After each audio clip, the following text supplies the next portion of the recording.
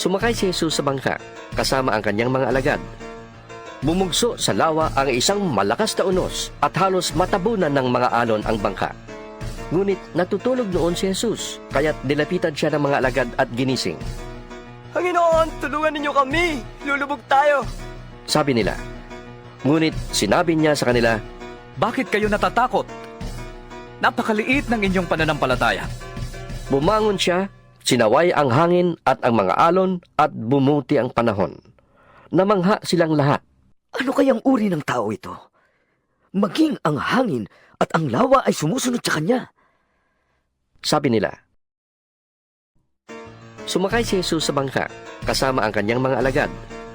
Bumugso sa lawa ang isang malakas na unos at halos matabunan ng mga alon ang bangka.